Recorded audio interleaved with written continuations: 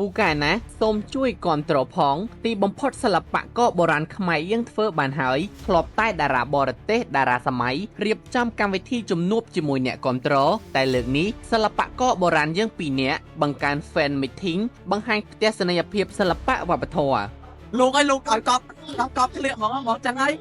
បានការគ្រប់គ្រងពីពុកម៉ែបងប្អូនផងចឹងទៅធ្វើជាកម្លាំងចិត្តមួយដែលពួកខ្ញុំដែលជាសិល្បករផ្នែកបុរាណនេះគឺមានកម្លាំងមែនទែនក្នុងការសម្ដែងក្នុងការទៅshowនៅកន្លែងណាមួយចឹងទៅគឺលែងចង់បោះបង់ហ្នឹងបងបាទសម្រាប់ខ្ញុំដូចគ្នាបងលែងមានពាក្យថាបោះបង់ហើយឥឡូវនេះខ្ញុំមានគោលសម្រាប់2025ហ្នឹងសម្រាប់ជីវិតខ្លួនឯងថាគ្រប់កន្លែងគ្រប់ផ្លូវទាំងអស់តែតែមានដំណោះស្រាយហើយតែតែមានផ្លូវច្រកចេញទាំងអស់ជាក់ស្ដែងនៅក្នុងឆ្នាំ2025នេះខ្ញុំក៏ប្រងធ្វើកម្មវិធី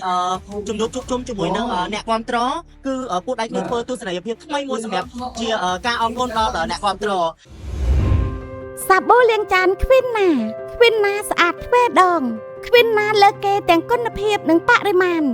យុវជនរិទ្ធដារ៉ូនិងមុំវ៉ាន់ដាវីនត្រូវបានអ្នកគ្រប់គ្រងទទួលស្គាល់តាមរយៈការសម្ដែងតួត្លុកក្នុងយីកេរឿងម៉ាក់ធើងនោះក៏ព្រោះតែទេពកោសលសម្ដែងរួមផ្សំនឹងភាពកំប្លុកកំប្លែងស៊ីចង្វាក់គ្នាបានធ្វើឲ្យអ្នកទាំងពីរទទួលបាននូវការចូលចិត្តអាណិតស្រឡាញ់មុំវ៉ាន់ដាវីនឬទេវតាកងេងកងងនិងរិទ្ធដារ៉ូទទួលស្គាល់ថាធ្លាប់តូចចិត្តនិងចង់បោះបង់ចោលប៉ុន្តែក្រោយការតស៊ូទទួលបានការស្រឡាញ់និងគាំទ្រពីមហាជនអ្នកទាំងពីរបានជំរុញផ្សព្វផ្សាយទម្រង់សិល្បៈបុរាណខ្មែរឲ្យកាន់តែមានការទទួលស្គាល់ទ្វេដងរាល់ការប្រឹងប្រែងច្បាស់ជាហុចផលជាផ្លែនិងផ្កាទីបំផុតមិត្តសម្លាញ់ទាំងពីរអាចបង្កើតកម្មវិធីជំនួបជាមួយនឹងអ្នកគ្រប់គ្រងឬ fan meeting ដែលភាគច្រើន fan meeting រមែងធ្វើឡើងសម្រាប់តែតារាសម្ដែងនិងចម្រៀងសម័យប៉ុន្តែនៅកម្ពុជាយើងប្លែកព្រោះសិល្បករបុរាណវ័យក្មេងពីររូបអាចបង្កើតកំណត់ត្រាថ្មីរៀបចំកម្មវិធីជួបជុំឬ fan meeting ដែលកម្មវិធីនេះនឹងបង្ហាញផ្ទាំងទស្សនីយភាពសិល្បៈវប្បធម៌ជាច្រើនរបស់ខ្មែរមកដល់ចំណុចនេះគឺថាលោកឲ្យកប់ធ្លាក់ហ្មងចឹងហើយបានការគ្រប់គ្រងពីពុកម៉ែបងប្អូនផងចឹងទៅធ្វើជាកម្លាំងចិត្តមួយដែលពួកខ្ញុំដែលជាសិល្បករផ្នែកបុរាណនេះគឺមានកម្លាំងមែនទែនក្នុងការសម្ដែងក្នុងការទៅshowនៅកន្លែងណាមួយចឹងទៅគឺលែងចង់បោះបង់ហ្នឹងបងបាទសម្រាប់ខ្ញុំដូចគ្នាបងលែងមានពាក្យថាបោះបង់ហើយឥឡូវនេះខ្ញុំមានគោលសម្រាប់2025ហ្នឹងសម្រាប់ជីវិតខ្លួនឯងថាគ្រប់កន្លែងគ្រប់ផ្លូវទាំងអស់តែតែមានដំណោះស្រាយហើយតែតែមានផ្លូវច្រកចេញទាំងអស់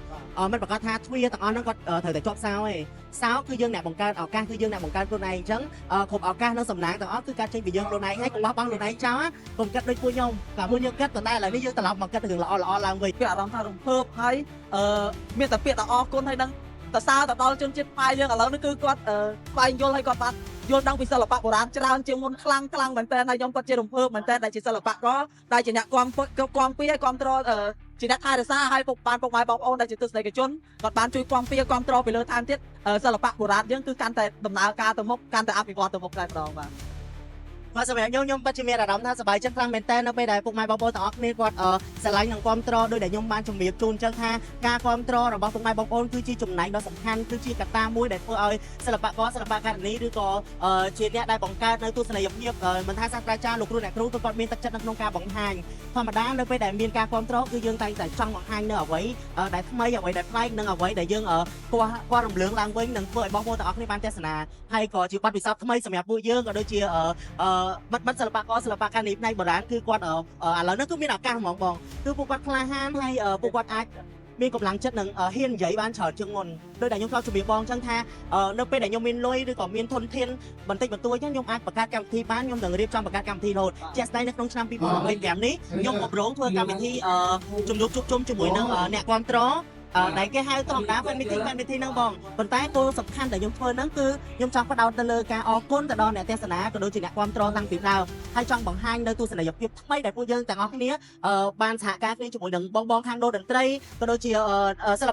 ្បៈនៅខាងមហាវិទ្យាល័យសិល្បៈនាដសាស្ត្រហ្នឹងគឺពួកដៃគ្នាធ្វើទស្សនីយភាពថ្មីមួយសម្រាប់ជាការអរគុណដល់អ្នកគ្រប់គ្រងមិនធំតែជាឱកាសសម្រាប់ពួកយើងមករៀបចំកម្មវិធីប៉ុន្តែជាឱកាសនៅក្នុងការស្វែងយល់ពីសិល្បៈវប្បធម៌ក៏ដូចជាការរៀបចំនៅទស្សនវិស័យភាពថ្មីសម្រាប់ជូនទៅដល់បងប្អូនដែរសម្រាប់ថ្ងៃគឺយើងនឹងធ្វើនៅថ្ងៃទី15ខែកុម្ភៈឆ្នាំ2025ផុតពីថ្ងៃក្តីស្រឡាញ់ទៅដោយសារតែខ្ញុំគិតថាខែ2គឺជាខែនៃក្តីស្រឡាញ់ហើយចំថ្ងៃខួបកណ្ដាលខ្ញុំផ្ទាល់ហ្មងគឺខ្ញុំចង់ចែករំលែកក្តីស្រឡាញ់ហ្នឹងឲ្យធំទូលាយទៅកាន់បងប្អូនទាំងអស់គ្នាដែលជាប្រជាជនខ្មែរជាកូនខ្មែរមានឈាមជាខ្មែរជាអ្នកស្រឡាញ់គ្រប់គ្រងនៅលើវិស័យសិល្បៈបុរាណដែរ